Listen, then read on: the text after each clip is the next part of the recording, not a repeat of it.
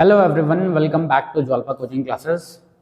आज के इस वीडियो में हम करंट इलेक्ट्रिसिटी क्लास 10th के कुछ क्वेश्चंस करेंगे एक्सरसाइज के।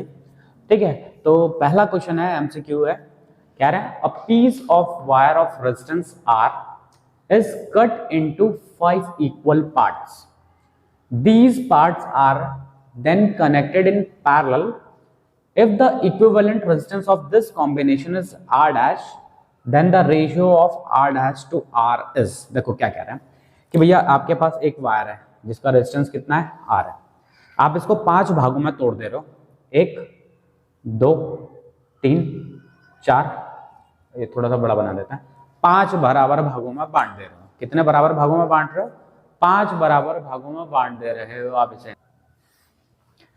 अब जो ये 5 बराबर भाग हैं, देखो अगर रेजिस्टेंस आर है तो 5 इक्वल पार्ट्स में डिवाइड किया तो रेजिस्टेंस भी क्या हो जाएगा, 5 भागों में बढ़ जाएगा, R/5 R/5 R/5 R/5 R/5।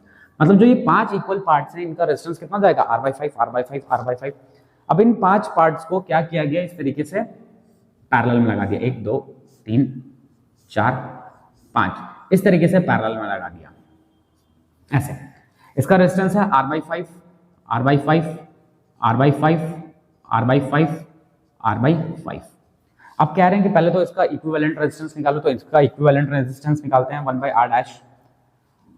Parallel में क्या करते हैं, रेसिप्रोकल करके ऐड करते हैं, तो रेसिप्रोकल क्या हो जाएगा, 5/R plus 5/R plus 5/R plus 5/R plus 5/R, तो 1/R डैश क्या हो जाएगा, देखो डिनोमिनेटर सब में सेम है, ऊपर कितना हो जाएगा, 5 प्लस 5 प्लस 5 प्लस सबको ऐड करेंगे तो 25। R डैश की वैल्यू क्या जाएगी, R/25, रेसिप्रोकल करेंगे ना, तो R डैश की वैल्यू क्या जाएगी, R/25। अब क्या पूछ रहा है, पूछ रहा है R डैश बाई R का रेशियो निकालना है। किसका रेशियो निकालना है, R डैश बाई R का रेशियो निकालना है। यही है क्वेश्चन, नहीं क्वेश्चन गड़बड़ है, ये R/R डैश का है। ठीक है, R/R डैश का रेशियो निकालना है, मैंने उल्टा लिख दिया था, गलत लिख दिया था क्वेश्चन में। ठीक है, R/R डैश का रेशियो निकालना है। तो अब देखो R/R डैश का रेशियो कैसे निकालेंगे, हमारे पास ये मिला, मैं क्या करता हूं, R डैश को नीचे भेज देता हूं, 25 को इधर भेज देता हूं, R डैश नीचे आ गया, तो R/R डैश का आंसर कितना आ रहा, 25। R/R डैश का आंसर कितना मिल रहा है, 25। कौन सा ऑप्शन है, देखो 25, ऑप्शन डी। क्या है इसका करेक्ट आंसर, ऑप्शन डी 25। ठीक है, तो चलिए नेक्स्ट क्वेश्चन देखते हैं।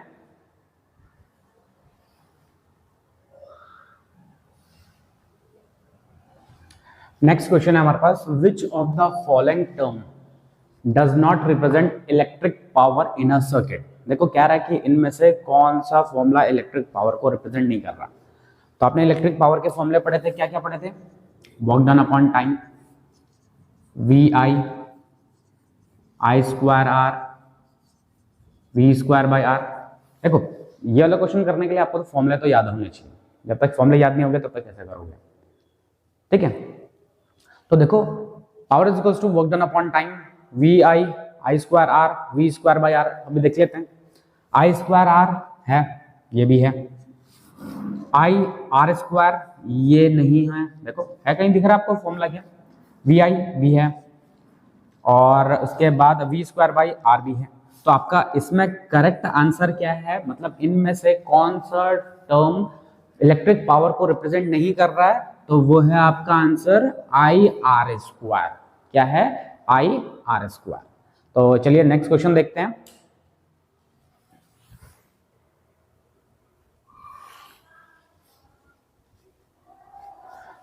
नेक्स्ट क्वेश्चन है क्वेश्चन नंबर 3, क्या है, an electric bulb is rated 220 volt and 100 वाट। मतलब आप जब मार्केट से बल्ब खरीदने जाओगे तो देखो उसके पीछे उसकी रेटिंग लिखी होगी कि मतलब कि ये जो बल्ब है ये 220 वोल्ट पे ऑपरेट किया जाएगा और 100 वाट इसका पावर है।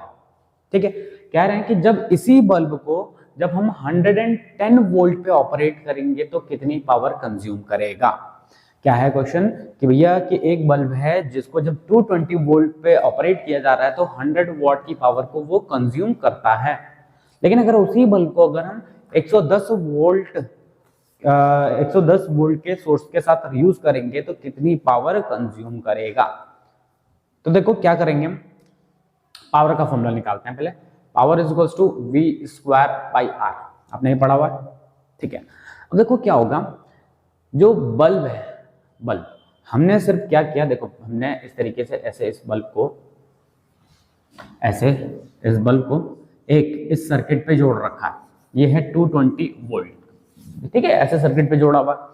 अब हम क्या कर रहे हैं, इस बल्ब को उठा के एक दूसरे सर्किट पे जोड़ दे रहे हैं जिसका पावर रेटिंग कितना है 100 वोल्ट। तो क्या मैंने बल्ब के साथ कोई छेड़छाड़ करी, क्या मैंने उसके रेजिस्टेंस को चेंज किया, मैंने बाकी फैक्टर्स को चेंज करने की कोशिश नहीं की, मैंने खाली सिंपली क्या किया, उसका वोल्टेज बदल दिया और कुछ नहीं किया। तो देखो क्या होगा, जो रेजिस्टेंस होगा बेटा ये क्या रहेगा, ये कांस्टेंट रहेगा।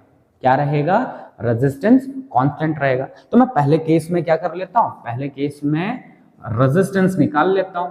तो रेजिस्टेंस क्या मिलेगा, V1 का स्क्वायर बाई P1। V1 कितना है, V1 है 100, 220 इंटू 220 स्क्वायर था, तो मैंने 220 इंटू 220 कर दिया, अपॉन पावर कितना है 100, काटो कितना आया 22 इंटू 22 484 होता है, ठीक है। तो जो ये बल्ब है इसका रेजिस्टेंस कितना 484 है। अब हमने यहां से उठाया यहां पे लगाया तो तब भी उसका रेजिस्टेंस क्या रहेगा 484 ही रहेगा, रेजिस्टेंस चेंज नहीं होगा। अब नया पावर निकालना है तो V2 अपॉन R, V2 कितना है 110 इंटू 110, देखो 110 दिया हुआ, देखो अपॉन पावर कितना, रेजिस्टेंस कितना है 484, ठीक है। तो इसको करते हैं जरा, R P2 निकालेंगे, कितना हो जाएगा 110 इंटू 110, इसको मैं 22 इंटू 22 ही लिख लेता हूं, इसको 100 पीछे लिख देता है, ठीक है। मैंने कुछ नहीं किया, 11 100, इसको 22 इंटू 22 लिख दिया। ये काटेंगे 2, ये काटेंगे 2, इसे काटो 50 को 2 से डिवाइड करो 25 वॉट, कितना मिल रहा है 25 वॉट। तो कौन सा ऑप्शन, ऑप्शन डी।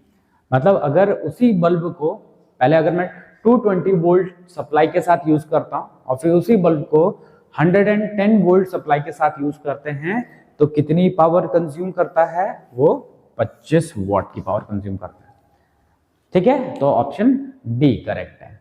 तो चलिए नेक्स्ट क्वेश्चन देखें।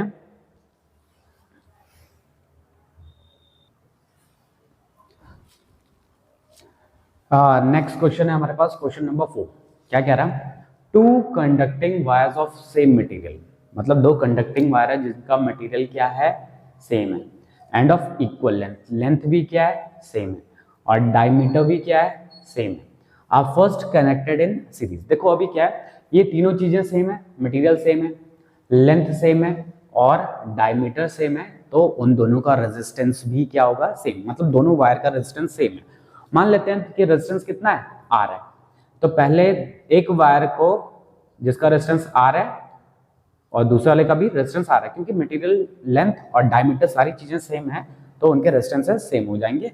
तो पहले इनको सीरीज में कनेक्ट कर रहे हैं, फिर इन दोनों को कैसे कनेक्ट कर रहे हैं, पैरेलल में कनेक्ट कर दे रहे हैं ऐसे, ठीक है।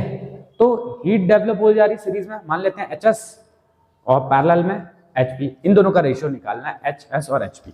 तो देखो क्या है, सीरीज में इक्विवेलेंट रेजिस्टेंस कितना हो जाएगा 2R, R plus R 2R। Parallel में रेजिस्टेंस कितना हो जाएगा, पैरेलल में रेजिस्टेंस हो जाएगा R/2। अगर आपको पैरेलल कॉम्बिनेशन और सीरीज कॉम्बिनेशन नहीं आता तो देखो पैरेलल कॉम्बिनेशन और सीरीज कॉम्बिनेशन का एक वीडियो बना के डाल रखा है, उस वीडियो को जरूर देखिए, ठीक है। तो आप समझ जाओगे कि R और R का जब हमने पैरेलल में लिया तो R/2 क्यों आया। अब देखो HS क्या है, हीट प्रोड्यूस इन सीरीज, वो कितना है, अच्छा पोटेंशियल डिफरेंस भी सेम है, तो हम फॉर्मूला यूज कर रहे हैं वी स्क्वायर बाई आर, ठीक है, वी आर एस सीरीज वाला। अच्छा दूसरा क्या है, H P is equal to V square by R P. तो देखो मैंने दोनों में v इसलिए रखा, दोनों में v इसलिए रखा क्योंकि यहां पे कितना आ रहा है, सेम पोटेंशियल डिफरेंस लिखा हुआ है। क्या लिखा हुआ है कि पोटेंशियल डिफरेंस कैसा है, सेम है। जब सेम पोटेंशियल डिफरेंस है तो मैंने दोनों की वैल्यू को सेम रखा। मैं दोनों का रेशियो ले लेता हूं, तो ये v से ये v कैंसिल, ये rp ऊपर घूम के चला जाएगा, ये नीचे की तरफ आ जाएगा, तो h s upon H P क्या मिलेगा हमें, H S upon H P. ये आर पी ऊपर चला गया और आर एस नीचे आ गया, ठीक है। अच्छा आर एस क्या बताता है, सीरीज में कितना है। आर एस क्या बता रहा है कि सीरीज में कितना है, तो सीरीज में